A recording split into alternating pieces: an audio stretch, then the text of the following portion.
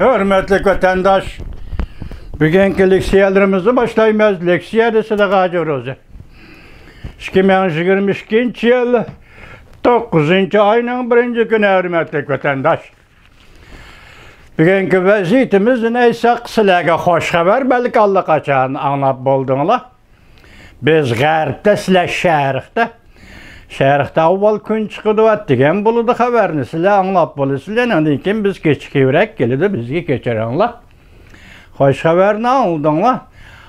Birlashgan Davlatlar Tashkiloti Kishilik huquq komitetining valisi, yuqori darajalik valisi Shinjongda Uyg'ur kishilik huquq masalasi, mustamlika Uyg'uristonda kishilik huquq masalasi to'g'risida tayyorlagan baholash xarakterlik tayyorlagan dokladini tunugun Washington vaqt soat 5dan 5-6 daqiqa yoki o'tganda yoki 5ga 5-6 daqiqa vaqt qolganda e'lon qildi.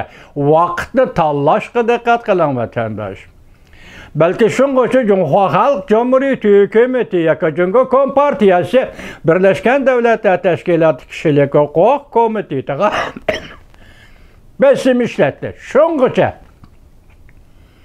Biroq shu paytga shu daqiqaga kelganda, masalan, komitet yoki oliy komissariyat Michel Bachelet xonim vazifasidan qoladigan va yoki davomli vazifa o'tashdan qoladigan shu payt, shu momentga kelganda Uyg'urlar to'g'risida, kishilik huquq to'g'risidagi dokladini dunyoga e'lon qildi. Vatandosh Uyg'ur shu kundan boshlab Uyg'urning xalqaro jamiyatdagi masalasi, Uyg'ur masalasi ana nuqul siyosat masalasi davriga, siyosiy masala davriga kirib keldi vatandoshlar.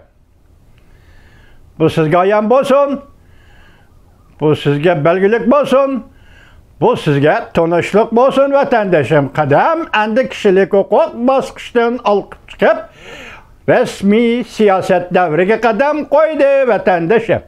Uyg'ur masalasi siyosat davriga qadam qo'ydi. Bu hol Beijingda hozir 20-qurultoy ochildi, ochimiz deyotgan paytga to'g'ri keldi. Rahbarlik qatlamida ishga kurash bo'layotgan paytga to'g'ri keldi. Eng muhimi o'zining deginicha xabar qilishicha 9 ayning 15-kuni O'zbekistonning Samarqand shahrida Rossiya Federatsiyasining prezidenti Vladimir Putin bilan Rais Xi Jinping ko'rishadigan mushundoq nozik, sazgur, sirliq birda-birga ikki davlat munosabati aytganda tuyuqsiz bundaq uchrashishning o'ttirg'i chiqishi bu bir gap. Shundaq davrga to'g'ri keldi. Michel Bachelet xonim bu dokladni dal shundaq vaqtda e'lon qildi. Dal vaqtida e'lon qildi vaqt. 8 ayning 31-kuni kech soat 5 balki 9 ayning 1-kuniga to'g'rilandi. 9 ayning 1-kuni Tayvan Gojun deydi Xitoy tili davlat armiyasi Jinmen oralida Xitoyning bir odamsiz aeroplanini etib tushirdi. Tunugun o'q etib chekindirgan edi. Bugun o'q etib bir aeroplanni tushirdi.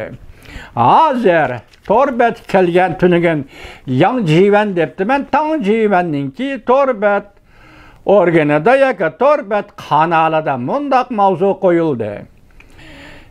Jinmen oralida Tayvan davlat armiyasi davomli raketa atdi. Tayvan odamsiz aeroplani Jungo Kompartiyasining Shamindagi harbiy bazasiga qaytarib hujum qildi. Tayvan bo'g'izi kirjisi o'rlashga boshladi. Odamsiz aeroplan bilan o'zaro hujum qilish va o'zaro mudofaa ko'rish to'qinishni kontrollikdan chiqarib etamda qandoq? Ansirashga boshladi. Tang Jivan obzori 9 ayning 1-kuni yuta. Men dedim hazır Birleşken Devletler Teşkilatı Uyghur doğrusuz kişilik hukuk doğrusuz dokulatını ilan kılış del muşu vaqt doğru geldi yani.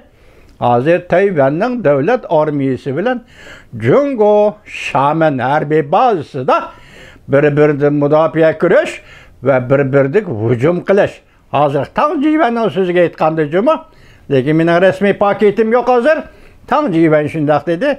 Bir-birinden müdafiye kürüş, bir-bir hücum kılış. Qaytarma hücum kılış başlandı dedi hazır. Odamsız aeroplanlar oturası dik kürüş vatandaş. Ben başta ettim. Endi Uygur'un meselesi xalqaro jamiyatga siyosiy masala, siyoset meselesi bo'lib o'tirg'i chiqdi. Ve şundaq davrga kirib keldi Uyghur meselesi vatandaşım. Endi biz tuvanda tunigun Vanvitor betida e'lon qilingan taxa bu dokulat hozir ingliz tilida 48 betlik dokulat ekan. Maşan şinmini bilisizlar. Uyg'uristonning tekasini tungan tunigun buning inglizini ko'rib bergan xabarda bu odam yig'ladi. Bizge hozirgacha buning Xitoycha mazmuni yetib kelmedi. Ya tercüme qilish kechikdimi o ve yoki nima sabab? Buni uqib olmaydi. Xitoycha tercümesi tahi yetib kelmedi bu. Bugun Vanvitor beti o'zi tayyorlagan, umumlashtirib tayyorlagan abstrakt xarakterlik, abstraksiyalashtirgan umumi xabar. Yoki yig'indi xabar desangiz bo'ldi. Shu xabarni yetkazamiz. Endi Xudo xolisi buning tarjimasi yetib kelganda, to'liq tarjimasi 48 bet ekan. Vatandoshlar bilan Allah aman eson qilsin eminglarni.